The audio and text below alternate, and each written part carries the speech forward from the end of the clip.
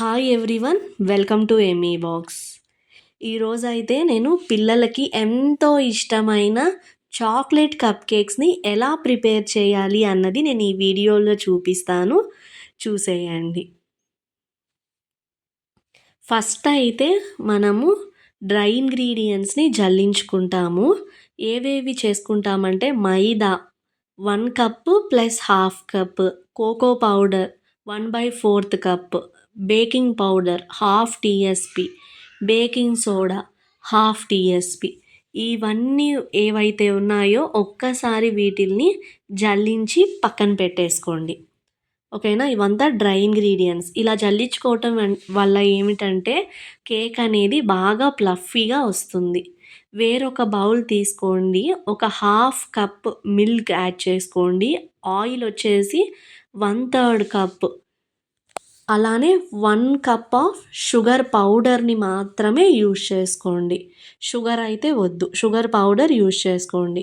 ఈ మూడింటిని బాగా మిక్స్ చేసుకున్న తర్వాత మనం వీటిల్లో డ్రై ఇంగ్రీడియంట్స్ అనేవి బ్యాచెస్ వైజ్ కొద్ది కొద్దిగా వేసుకుంటూ మిక్స్ చేసుకోండి. ఒకేసారి వేసుకుంటే ఏంటంటే లంప్స్ అనేవి ఫామ్ అయిపోతాయి. సో అందుకని కొద్ది కొద్దిగా వేసుకుంటూ బ్యాటర్ అనేది రెడీ చేసుకోండి. ఓకేనా, కొద్ది కొద్దిగా వేసుకోండి. కట్ అండ్ ఫోల్డ్ మెథడ్లో మిక్స్ చేసుకోండి. కింద నుంచి తీస్తే ఏంటంటే కింద ఏమన్నా పిండి ఉన్నా కూడా నీట్గా వచ్చేస్తుంది. ఓకేనా, లంప్స్ అనేవి ఫామ్ అవ్వకుండా ఉంటాయి. ఇలా బ్యాటర్ అంతా కూడా కొద్ది కొద్దిగా వేసుకుంటూ లంప్స్ అనేవి ఫామ్ అవ్వకుండా మనము కట్ అండ్ ఫోల్డ్ మెథడ్లో మిక్స్ చేసుకోవాలి. ఒకవేళ ఈ బ్యాటర్ అనేది టైట్ అయ్యింది అని అనుకుంటే కొద్దిగా ఒక 3 to 4 TBSP వరకు వాటర్ కానీ లేదు అంటే మిల్క్ కానీ యూజ్ చేసుకోండి. అప్పుడు మనకి బ్యాటర్ అనేది కన్సిస్టెన్సీ అనేది రెడీ అయిపోతుంది. ఓకేనా, చూస్తున్నారు కదా, నేనైతే ఇక్కడ వాటర్ యాడ్ చేస్తున్నాను. ఎందుకంటే బ్యాటర్ అనేది బాగా టైట్ అయింది కాబట్టి. మీ దగ్గర ఏది అవైలబుల్ ఉంటే మీకు ఏది యూజ్ చేసుకోవాలనుకుంటే అది యూజ్ చేసుకోవచ్చు.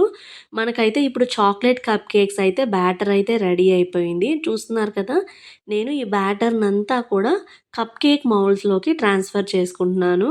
ఒకవేళ మీ దగ్గర కప్ కేక్ మౌల్డ్స్ లేవు అనుకున్నా సరే మన ఇంట్లో వాడుకుంటాం కదా స్టీల్ బౌల్స్, అలాంటివి కూడా మీరు యూజ్ చేసుకోవచ్చు.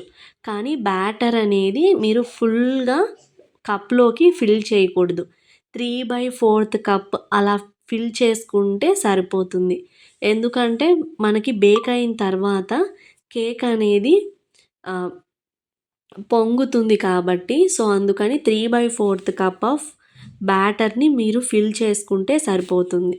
నేనైతే ఈ బ్యాటర్ని ఈ కప్ కేక్ మౌల్డ్స్లో ఫిల్ చేసుకుంటున్నాను. ఓకేనా, ఈచ్ కప్లో కూడా నేను 3/4 కప్ ఫిల్ చేసుకుంటున్నాను. మీకు కరెక్ట్గా మెజర్మెంట్ కావాలి, అన్ని కప్ కేక్స్ అనేవి ఈవెన్గా ఉండాలి అని అనుకుంటే మీరు మెజర్మెంట్ తీసుకొని ఈచ్ కప్లో ఒకేటే మెజర్మెంట్స్ అనేవి వేసుకుంటే ఏంటంటే కప్ కేక్స్ అనేవి ఒకటే సైజులో బేక్ అవుతాయి. ఓకేనా, నేనైతే కప్ కేక్స్లో బ్యాటర్ అంతా ఫిల్ చేసుకున్న తర్వాత మనకి ఓవెన్లో ఇస్తారు కదా బ్లాక్ కలర్ ట్రేలో నేను ఈ కప్ కేక్స్ అన్నీ కూడా పెట్టుకుంటున్నాను. వీటిల్లో ఇప్పుడు పైన మనం మనకి ఇష్టమైనవి యాడ్ చేసుకోవచ్చు. లైక్ డ్రై ఫ్రూట్స్ యాడ్ చేసుకోవచ్చు, లేదు అంటే చాకో చిప్స్ యాడ్ చేసుకోవచ్చు. మన కస్టమైజేషన్, మన పిల్లలు ఏది ఇష్టంగా తింటారో దాన్ని మనం యాడ్ చేసుకోవచ్చు. నేనైతే ఇక్కడ చాకో చిప్స్ని యాడ్ చేస్తున్నాను. ఎందుకంటే నేను చేస్తుంది చాక్లెట్ కప్ కేక్స్ కాబట్టి నేను అన్నిట్లో కూడా చాకో చిప్స్ అనేవి యాడ్ చేసుకుంటున్నాను గైస్. ఈ టైంలోనే మనకి ఓవెన్ కానీ ఓటీజీ కానీ ప్రీ హీట్ అనేది చేసేసుకోండి. 180 degreesలో 15 minutes ప్రీ హీట్ చేసిన తర్వాత 35 to 40 minutes వరకు బేక్ అవుతాయి. ఒక్కసారి టూత్పిక్ పెట్టి చూడండి, కేక్ అనేది పర్ఫెక్ట్గా ఎక్కడా కూడా అంటుకోకుండా వచ్చేసిందంటే మన కప్ కేక్స్ అనేవి రెడీ అయిపోతున్నాయి. ఓకేనా? నేనైతే ఇప్పుడు వేయటం అయిపోయింది. నేనైతే ఓటీజీ అనేది ప్రీ హీట్ అయితే పెట్టేసుకున్నాను. ఓవెన్‌లో పెట్టేసుకుంటున్నాను. బేక్ అయిన తర్వాత ఎలా ఉన్నాయి అన్నది కూడా నేను మీకు చూపిస్తాను చూసేయండి. మన కప్ కేక్స్ అయితే రెడీ అయిపోయాయి. చూస్తున్నారు కదా! ఎంత సాఫ్ట్ అండ్ ఫ్లఫీగా ఉన్నాయో. మీరు కూడా మీరింట్లో ట్రై చేయండి. చాలా యమ్మీగా అండ్ టేస్టీగా ఉంటాయి. చూస్తున్నారు కదా! Thoughts it for today guys. Thank you all.